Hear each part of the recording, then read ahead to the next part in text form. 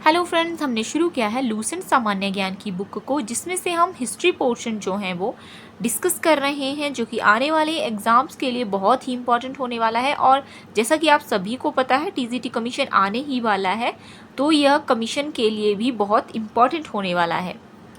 आज हम डिस्कस करने वाले थे चालुक्य वंश के बारे में, जिनमें से आप कल्याणी के चालुक्य पढ़ेंगे, हम बातापी यानी कि बादामी के चालुक्य पढ़ेंगे और बेंगी के चालुक्य। तो कल्याणी और बातापी, इनमें से क्वेश्चन कई बार पूछा जाता है, बेंगी वाले पोर्शन में से क्वेश्चन नहीं पूछा जाता है। तो कल्याणी के चालुक्य वंश की स्थापना तैलप द्वितीय ने की थी और इनकी राजधानी थी मान्यखेट। यहाँ से क्वेश्चन टैट के लिए जरूर बनता है। चालुक्य वंश के प्रमुख शासक हुए तैलप प्रथम थे, द्वितीय विक्रमादित्य, जयसिंह जैसे आप देख सकते हैं। सोमेश्वर प्रथम ने मान्यखेट से राजधानी को हटाकर, पहले राजधानी थी मान्यखेट, तो वहां से सोमेश्वर प्रथम ने हटाया, कहाँ कर लिया? कल्याणी में कर लिया। कर्नाटक में है कल्याणी, तो वहां पे कर लिया। और इस वंश का सबसे प्रतापी जो शासक हुआ तो वो था विक्रमादित्य छठा। इस वंश का सबसे प्रतापी शासक था बिल्हण एवं विज्ञानेश्वर विक्रमादित्य सिक्स्थ के दरबार में ही रहते थे। अब ये जो क्वेश्चन है, यहाँ से पिछली बार पीजीटी हिस्ट्री में क्वेश्चन पूछा गया है, 2020 का जो था वहाँ से क्वेश्चन आता है। विज्ञानेश्वर की कोई रचना पूछी गई है, तो मिताक्षरा हिंदू विधि ग्रंथ याज्ञवल्क्य स्मृति पर व्याख्या है मिताक्षरा। तो ये ग्रंथ की रचना की थी महान विद्वता विज्ञानेश्वर। ये सीधा ही क्वेश्चन पूछ लिया गया है, विज्ञानेश्वर की रचना का नाम तो मिताक्षरा। विक्रमांक देवचरित की रचना बिल्हण ने की। अब दोनों ही विक्रमांक देवचरित, बिल्हण और विज्ञानेश्वर की रचनाएं हैं, ये आपको याद रखनी है, मिताक्षरा और विक्रमांक देवचरित। इसमें विक्रमादित्य के जीवन पर प्रकाश डाला गया है। चालुक्य वंश, बातापी बादामी के चालुक्यों के बारे में अब हम डिस्कस। जय सिंह ने बातापी के चालुक्य वंश की स्थापना की थी, जिसकी राजधानी बातापी थी। बीजापुर के निकट है बातापी। इस वंश के प्रमुख शासक थे पुलकेशिन प्रथम, कीर्तिवर्मन प्रथम, मंगलेश पुलकेशिन द्वितीय, विक्रमादित्य, विनयादित्य और विजयादित्य। इनमें सबसे जो प्रतापी है और जहां से क्वेश्चन भी पूछे जाते हैं तो राजा पुलकेशिन द्वितीय। ऐसा भी क्वेश्चन पूछ लिया जाता है कि राजा जो पुलकेशिन द्वितीय हैं वो किस वंश के थे, ऐसा भी कई बार क्वेश्चन देखने में मिला है। तो चालुक्य वंश बातापी। बातापी के चालुक्यों को सामंत स्थिति से स्वतंत्र स्थिति में लाने वाला पहला शासक था पुलकेशिन प्रथम, इसीलिए इसे भी चालुक्य राजवंश का संस्थापक कहा जाता है, इसीलिए कहा जाता है ना। 543 से 44 में उसने बातापी के निकटवर्ती पहाड़ी की किलेबंदी करके दुर्ग का रूप दिया तथा अश्वमेध यज्ञ भी करवाया और स्वतंत्रता की घोषणा की। बातापी का निर्माणकर्ता कीर्तिवर्मन प्रथम को माना जाता है। बातापी का निर्माणकर्ता कीर्तिवर्मन प्रथम के द्वारा कोंकण विजय के फलस्वरूप गोवा का प्रमुख बंदरगाह चालुक्य साम्राज्य के अधीन आ गया था।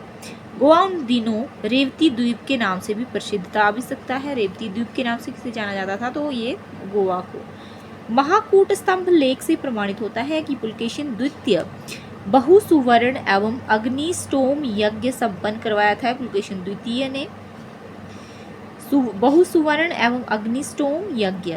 जिनेंद्र का मेगुती मंदिर पुलकेशिन द्वितीय ने बनाया है। जिनेंद्र का मेगुती मंदिर। पुलकेशिन द्वितीय ने हर्षवर्धन को हराकर परमेश्वर की उपाधि धारण की थी। हर्षवर्धन को हराया था, वर्धन वंश की बात हो रही है, तो उसको हराकर पुलकेशिन द्वितीय ने परमेश्वर की उपाधि धारण कर ली थी। और दक्षिण पथेश्वर की उपाधि भी इसने धारण की थी, दक्षिण पथेश्वर। पुलकेशिन द्वितीय ने ईरान के शाह खुसरो द्वितीय के दरबार में राजदूत भेजा। बाद में संभवतः शाह खुसरो द्वितीय ने भी अपना जो दूत था वो चालुक्य सम्राट के दरबार में भेजा। लगभग 641 ईस्वी में चीनी यात्री ह्युनसांग पुलकेशिन द्वितीय के राज्य में गया था। पल्लव वंशी शासक नरसिंह वर्मन प्रथम ने पुलकेशिन द्वितीय को लगभग 642 ईस्वी में परास्त भी किया और उसकी राजधानी बादामी पर अधिकार भी कर लिया। संभवतः इसी युद्ध में पुलकेशिन द्वितीय भी मारा गया था। इसी विजय के बाद नरसिंह वर्मन ने बतापी कोंड, बतापी कोंड की उपाधि धारण की। बतापी कोंड की उपाधि किसने धारण की थी, तो ये भी क्वेश्चन आता है, तो ये की थी नरसिंह वर्मन ने। ऐहोल अभिलेख का संबंध भी पूछा जाता है, तो ये है पुलकेशिन द्वितीय ने। और रवि कीर्ति, लेखक रवि कीर्ति हैं जिन्होंने इसकी रचना की थी। अजंता के एक गुहा चित्र में फारसी दूत मंडल को स्वागत करते हुए पुलकेशिन द्वितीय को दिखाया गया है। मालवा को जीतने के बाद विनयादित्य ने सकलोत्तर पथनाथ की उपाधि धारण की। विक्रमादित्य के शासन काल में दक्कन में अरबों ने आक्रमण किया। इस आक्रमण का मुकाबला विक्रमादित्य के भतीजा पुलकेशी ने किया। इस अभियान की सफलता पर विक्रमादित्य द्वितीय ने इसे अवनिज नाश्रय की उपाधि दी। अवनिज नाश्रय। विक्रमादित्य की प्रथम पत्नी लोक महादेवी ने पदकल में विरूपाक्ष महादेव मंदिर तथा दूसरी पत्नी त्रैलोक्य देवी ने त्रिलोकेश्वर मंदिर का निर्माण करवाया। तो देखो, पहली पत्नी ने विरूपाक्ष महादेव का मंदिर और दूसरी त्रिलोक्य देवी ने त्रिलोकेश्वर मंदिर का निर्माण करवाया। इस वंश का अंतिम राजा था कीर्ति वर्मन द्वितीय। इसके सामंत दंती दुर्ग ने परास्त किया और नए वंश की स्थापना कर दी थी। दंती दुर्ग ने राष्ट्रकूट वंश की। ऐहोल को मंदिरों का शहर भी कहा जाता है। चालुक्य वंश बेंगी के चालुक्य वंश का संस्थापक था विष्णुवर्धन। इसकी राजधानी बेंगी थी। इस वंश के सबसे प्रतापी राजा विजयादित्य तृतीय थे, जिसका सेनापति था पंडरंग। तो अब बहुत इंपॉर्टेंट टॉपिक भी आने वाला है, राष्ट्रकूट वंश। यहाँ से भी कई बार क्वेश्चन पूछ लिए जाते हैं।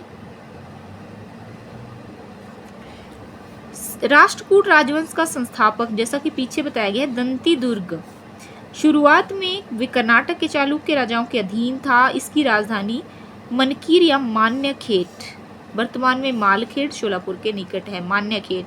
राष्ट्रकूट वंश के प्रमुख शासक थे कृष्ण प्रथम, ध्रुव गोविंद तृतीय, अमोघ वर्ष, कृष्ण द्वितीय, इंद्र तृतीय एवं कृष्ण तृतीय।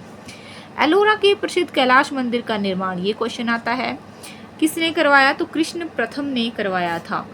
राष्ट्रकूट वंश, ऐसा भी आता है कि एलोरा के प्रसिद्ध कैलाश मंदिर किस वंश ने इनकी स्थापना की थी, तो राष्ट्रकूटों ने।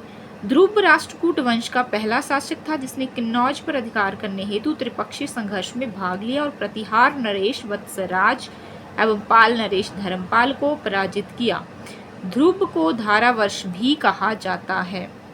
गोविंद तृतीय ने त्रिपक्षीय संघर्ष में भाग लेकर चक्रायुद्ध व उसके संरक्षक धर्मपाल तथा प्रतिहार वंश के शासक नागभट्ट द्वितीय को पराजित किया।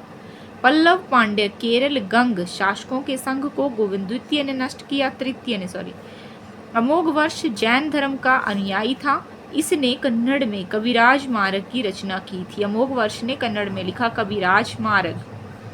आदि पुराण व त्रिषष्टि लक्षण महापुराण के रचनाकार जिनसेन, गणितासार संग्रह के लेखक महावीराचार्य और अमोघ वृत्ति के लेखक सक्तायन अमोघ वर्ष के दरबार में रहते थे। अमोघ वर्ष ने तुंगभद्रा नदी में जल समाधि लेकर अपने जीवन का अंत किया था। किसने? अमोघ वर्ष ने।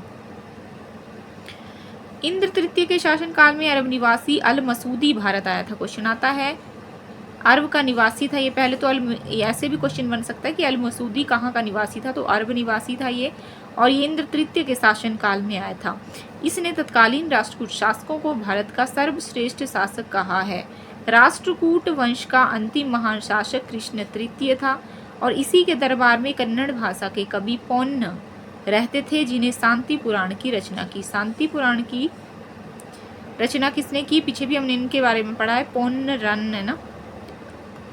शांति पुराण की इन्होंने रचना की। कल्याणी के चालुक्य तैलप द्वितीय ने 973 ईस्वी में कर्क को हराकर राष्ट्रकूट राज्य पर अपना अधिकार कर लिया और कल्याणी के चालुक्य वंश की नींव डाली।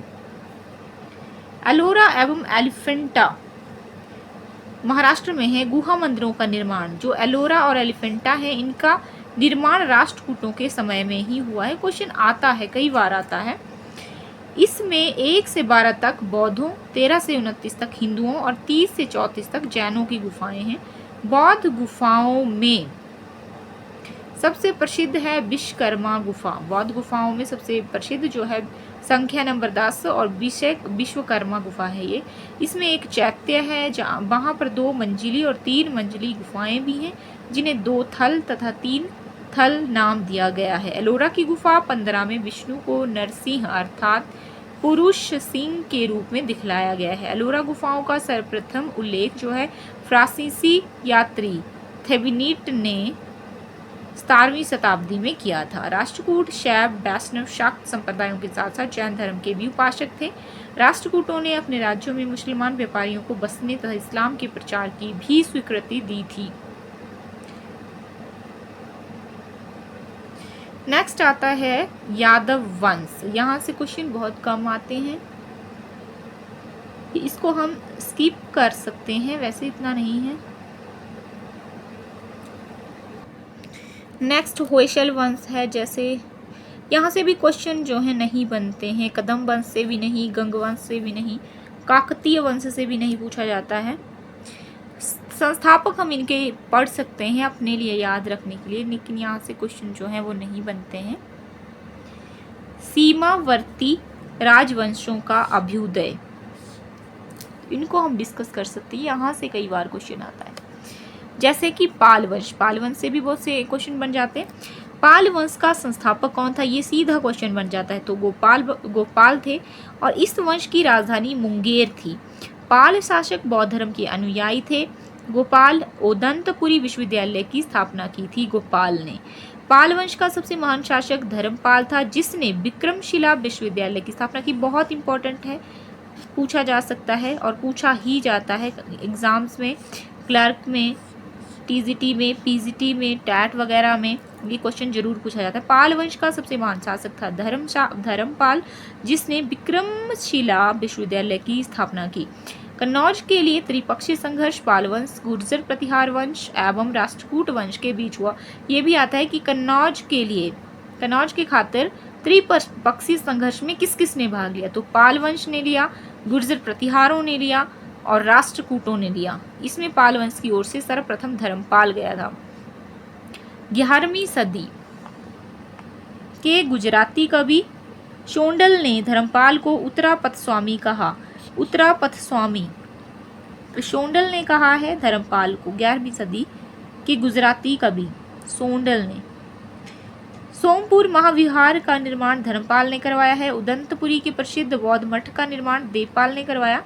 जावा के शैलेंद्र वंशी शासक बालपुत्र देव के अनुरोध पर देवपाल ने उसे नालंदा में एक बौद्ध विहार बनवाने के लिए 5 गांव दान में दिए थे। जावा के शैलेंद्र वंशी शासक बालपुत्र देव के अनुरोध पर देवपाल ने दिए थे 5 गांव बौद्ध धर्म के नालंदा में एक बौद्ध विहार बनवाने के लिए।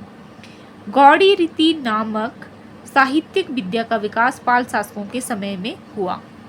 नेक्स्ट है सेन वंश, तो इसके संस्थापक हैं सामंत सेन। राजधानी है इसकी नदिया। सेन वंश के प्रमुख शासक विजय सेन, वल्लाल सेन और लक्ष्मण सेन थे। सेन वंश का प्रथम स्वतंत्र शासक था विजय सेन जो शैव धर्म का अनुयायी था। दान सागर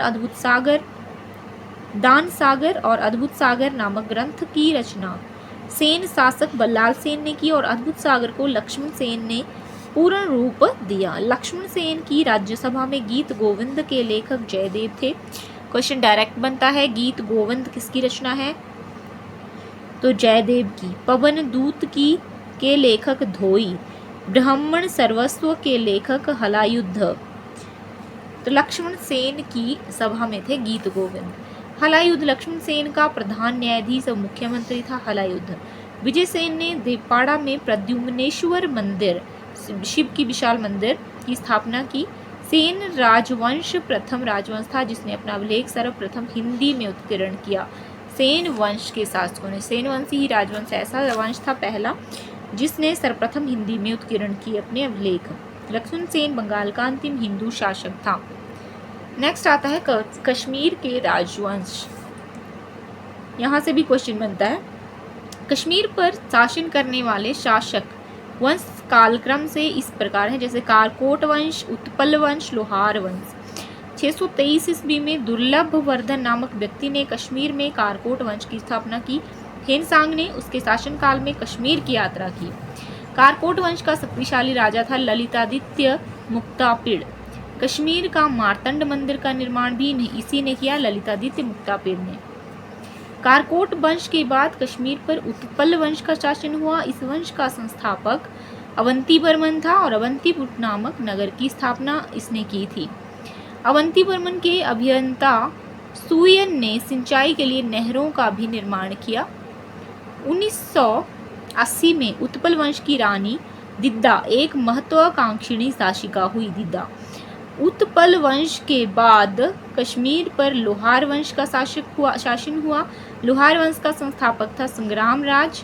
संग्राम राज के बाद अनंत राजा हुआ। इसकी पत्नी सूर्यमती ने प्रशासन को सुधारने में उसकी सहायता की।